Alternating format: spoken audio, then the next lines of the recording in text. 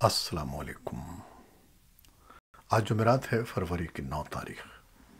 پاکستان میں اس وقت شام کے 7، بھارت میں 7:30، اور یہاں ہمارے اسٹوڈیوز کی گھڑیوں میں صبح کے 9 بج رہے ہیں۔ وائس آف امریکہ واشنگٹن کی اردو سروس سے میں ہوں خالد حمید، خبروں کے بلیٹن کے ساتھ۔ ترکیہ اور شام میں زلزلے سے ہلاکتوں کی تعداد 17,000 ہو گئی ہے اور ریسکیو ٹیمیں امدادی کارروائیوں میں مصروف ہیں۔ خبر رساں ادارے ایسوسی ایٹڈ پریس کے مطابق ترکیہ کی ڈیزاسٹر مینجمنٹ ایجنسی نے جمعرات کو بتایا کہ اب تک 12,873 افراد ہلاک ہو چکے ہیں، جبکہ 60,000 سے زائد زخمی ہیں۔ شام میں 3,162 افراد کے ہلاک ہونے کی تصدیق ہوئی ہے، جبکہ لگ بھگ 5,000 افراد زخمی ہیں۔ ترکیہ کے جنوبی صوبوں میں زلزلے سے متاثرہ افراد شدید ٹھنڈ میں عارضی پناہ گاہوں میں رہ رہے ہیں۔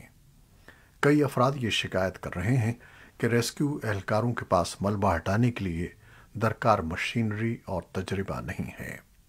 صدر اردوان نے کہا ہے کہ زلزلے کے نتیجے میں سڑکوں اور ہوائی اڈوں کو پہنچنے والے نقصانات کی وجہ سے مشکلات پیش آ رہی ہیں، لیکن اب صورتحال بہتر ہے۔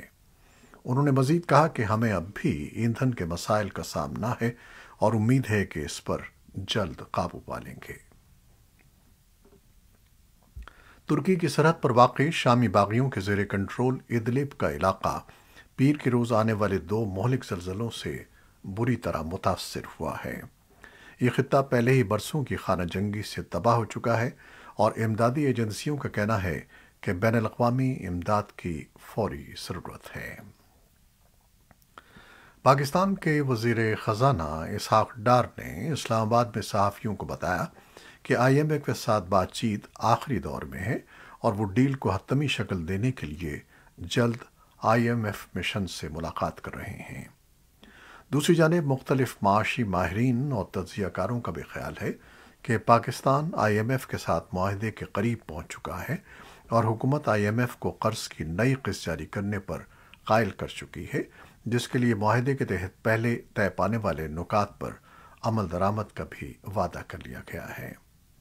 اس کے بعد فریقین کے درمیان اسٹاف لیول ایگریمنٹ پر دستخط کے امکانات اب روشن ہو چکے ہیں، جس کا اعلان آج یا کل کسی وقت ہو سکتا ہے۔ ادھر ڈالر کی شدید کمی کا شکار پاکستانی معیشت کو مختلف سامان بیرون ملک سے درآمد کرنے میں رکاوٹوں کا سامنا ہے اور ملک میں کام کرنے والی معروف آٹو کمپنی پاک سوزوکی موٹرز نے انوینٹری کی سطح میں مسلسل کمی کے باعث 5 روز تک اپنا یونٹ بند کرنے کا اعلان کیا ہے۔ 2 ماہ میں یہ دوسری بار ہے جب یہ یونٹ بند کیا جا رہا ہے۔ Chief justice of Pakistan justice Umar Ata Bandial نے کہا ہے کہ ملک میں تمام مسائل کا حل عوام کے فیصلے سے ہی ممکن ہے۔ جمعرات کو نیب قوانین میں ترامیم سے متعلق ایک کیس کی سماعت کے دوران چیف جسٹس نے کہا کہ موجودہ حکومت کے قیام کو 8 ماہ ہو چکے ہیں، لیکن پارلیمنٹ کو دانستہ طور پر نامکمل رکھا گیا ہے۔ انہوں نے کہا کہ ملک میں شدید سیاسی تناؤ اور بحران ہے۔ چیف جسٹس نے کہا کہ پارلیمنٹ سے متنازع قانون سازی ہو رہی ہے، جس کے خلاف درخواست آئی ہے، لیکن ان کے بقول عدالت اس معاملے میں مداخلت نہیں کرنا چاہتی۔ روس کی سلامتی کونسل کے سیکریٹری نیکولائی پیٹروشیف نے دعویٰ کیا ہے کہ امریکہ کے افغانستان سے انخلا کے بعد بچا ہوا اسلحہ بین الافغان تنازعات میں استعمال ہو سکتا ہے یا دہشت گردوں کو فروخت کیا جا سکتا ہے۔ پیٹروشیف نے مزید کہا کہ افغانستان میں حالات تیزی سے خراب ہو رہے ہیں۔ روسی سینئر سیکیورٹی اہلکار ماسکو میں علاقائی ممالک کے قومی سلامتی کے مشیروں کے اجلاس کے 5ویں دور سے خطاب کر رہے تھے۔ پیٹروشیف نے زور دے کر کہا کہ ہمیں ان ہتھیاروں کے بارے میں نہیں بھولنا چاہیے جنہیں مغربی اتحاد نے افغانستان سے انخلا کے دوران چھوڑ دیا تھا۔ امریکی محکمہ دفاع نے اعلان کیا تھا کہ امریکی انخلا کے بعد واشنگٹن نے افغانستان میں $7 ارب مالیت کا فوجی ساز و سامان چھوڑا ہے۔ عالمی ادارہ صحت یا WHO کا کہنا ہے کہ سن 2023 میں ایک اندازے کے مطابق افغانستان کی آبادی کے 2/3 یا 28 ملین افراد کو فوری انسانی امداد کی ضرورت ہوگی۔ پیچیدہ انسانی صورتحال نے لوگوں کے لیے صحت کے خطرات کو دگنا کر دیا ہے، تاہم WHO کا کہنا ہے کہ وہ اپنے شراکت داروں کے ساتھ مل کر ملک میں قیام اور انسانی خدمات کی فراہمی جاری رکھے گا۔ طالبان حکومت کی مہاجرین اور وطن واپس آنے والیوں کی وزارت کا کہنا ہے کہ اس ہفتے تقریباً 9,000 افغان تارکین وطن رضاکارانہ طور پر یا ایران سے ملک بدر ہو کر افغانستان واپس آ رہے ہیں۔ وزارت کے مطابق 5,000 سے زائد افراد کو صوبے نیمروز کے راستے اور 3,000 سے زائد کو اسلام قلعہ بندرگاہ کے ذریعے واپس لایا گیا ہے۔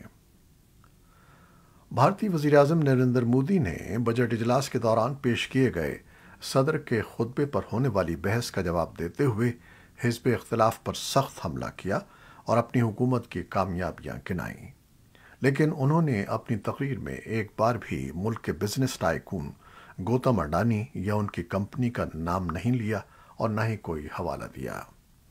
انہوں نے جمعرات کو ایوان بالا راجیہ سبھا میں جو ہی اپنی تقریر کا آغاز کیا، حزب اختلاف کے ارکان کی جانب سے مودی اڈانی بھائی بھائی کے نعرے لگائے جانے لگے۔ ان کی تقریباً سوا گھنٹے کی تقریر کے دوران یہ نعرہ ایوان میں گونجتا رہا۔ کانگریس رہنما راہل گاندھی نے منگل کو پارلیمان میں تقریر کے دوران وزیر اعظم مودی اور گوتم اڈانی کے درمیان مبینہ تعلقات کا ذکر کرتے ہوئے کہا تھا کہ وزیر اعظم اس معاملے کی جانچ نہ کروا کر اڈانی کو بچا رہے ہیں۔ ادھر وزیر اعظم نے اپوزیشن کے الزامات کو بے بنیاد قرار دیا۔ مغربی فوجی اتحاد کے سربراہ کے بقول یوکرین پر حملہ کرنے کے تقریباً 1 سال بعد روس کی جانب سے امن کے لیے تیاری کے کوئی آثار نہیں ہیں۔ واشنگٹن میں وائس آف امریکہ کے چیف قومی نمائندے اسٹیو ہرمن کے مطابق نیٹو کے سیکرٹری جنرل یانس اسٹالٹنبرگ نے امریکی وزیر خارجہ اینٹونی بلنکن کے ہمراہ واشنگٹن میں ایک نیوز کانفرنس میں صحافیوں کو بتایا کہ ماسکو نئے فوجی حملوں کی تیاری کر رہا ہے۔ انہوں نے کہا کہ روس کی فتح یوکرین کے لیے ایک المیہ ہوگی، لیکن جو کچھ یورپ میں ہوتا ہے وہ ایشیا میں بھی اہمیت رکھتا ہے۔ اسٹالٹنبرگ کا کہنا ہے کہ بیجنگ بغور جائزہ لے رہا ہے اور اس صورتحال سے جو سبق حاصل کر رہا ہے وہ اس کے مستقبل کے فیصلوں پر اثر انداز ہو سکتا ہے۔ نیٹو کے سربراہ نے یہ بھی کہا کہ چین شفافیت کے بغیر جوہری ہتھیاروں سمیت اپنی فوجی قوت میں کافی حد تک اضافہ کر رہا ہے۔ یوکرین کے صدر ولادیمیر زیلنسکی نے جمعرات کے روز یورپی پارلیمنٹ سے خطاب کیا۔ انہوں نے روس کے حملے کے خلاف جنگ میں مزید ہتھیاروں کے حصول کے لیے بات کی۔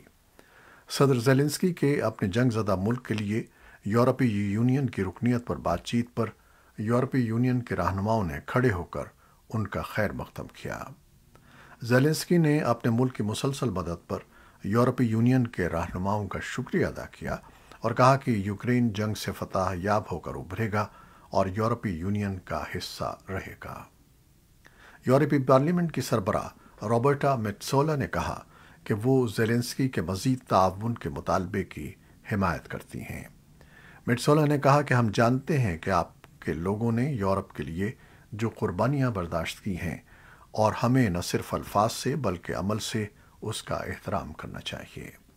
میٹسولا نے یورپی یونین کے رکن ممالک سے کارروائی کا مطالبہ کیا اور زیلنسکی سے کہا کہ آپ کو جیتنے کی ضرورت ہے اور اب یورپی یونین کے رکن ممالک کو اگلے قدم کے طور پر آپ کو طویل فاصلے کے نظام اور جیٹ طیارے فراہم کرنے پر غور کرنا چاہیے جن کی آپ کو اپنی آزادی کے تحفظ کے لیے ضرورت ہے۔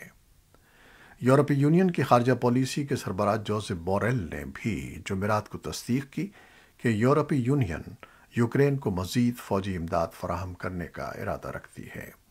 زیلنسکی اپنے فرانسیسی ہم منصب صدر ایمانوئل میکرون کے ہمراہ یورپی یونین کی پارلیمنٹ سے خطاب کے لیے پہنچے تھے۔ یوکرینی رہنما 3 ملکوں کے دورے پر ہیں، جس میں وہ روس کے حملے کا 1 سال مکمل ہونے پر یورپ میں اتحادیوں کی حمایت حاصل کرنے کی کوشش کر رہے ہیں۔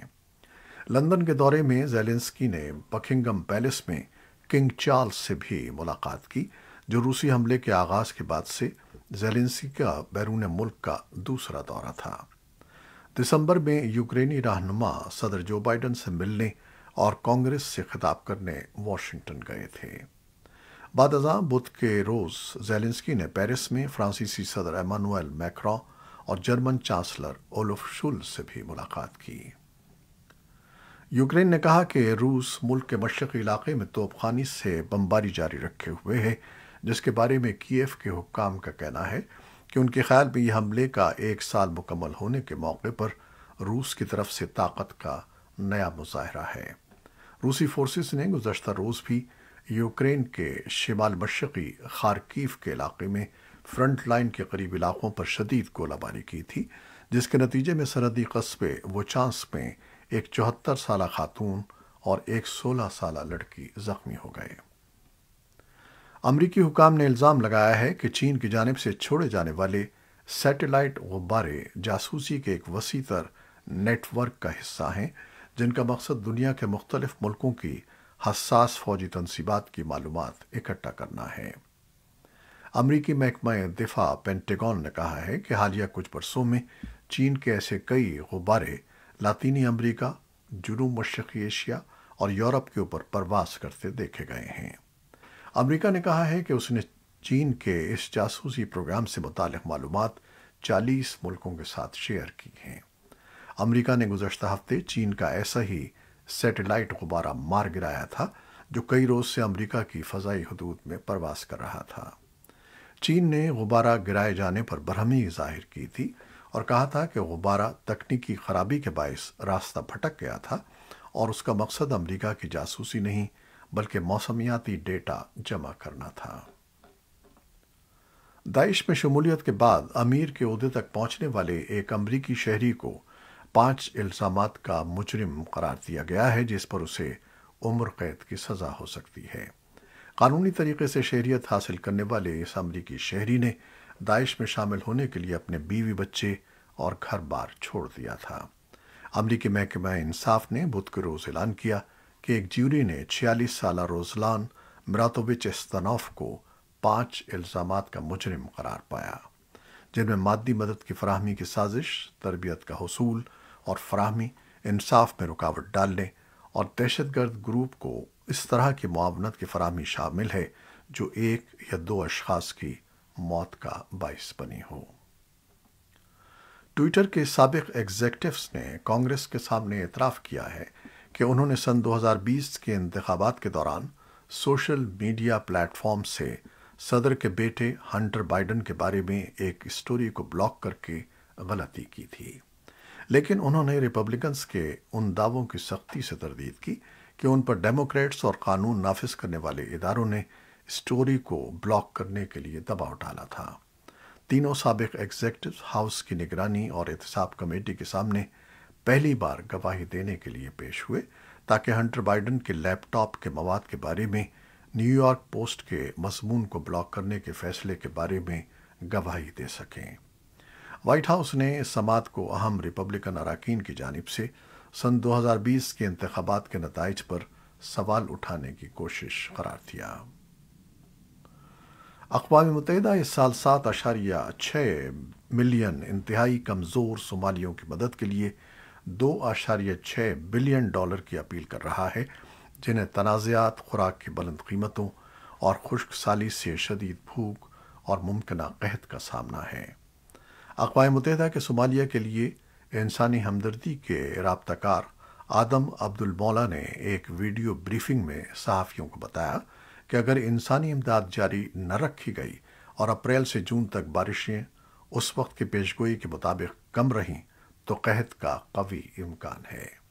अब्दुल मौला ने कहा कि इस वक्त तकरीबन 6.4 मिलियन अफराद को खुराक के अदम तहफ़्फ़ुज़ का सामना है और तवक्को है कि अप्रैल और जून के दरमियान ये बढ़कर 8.3 मिलियन तक पहुँच जाएगी।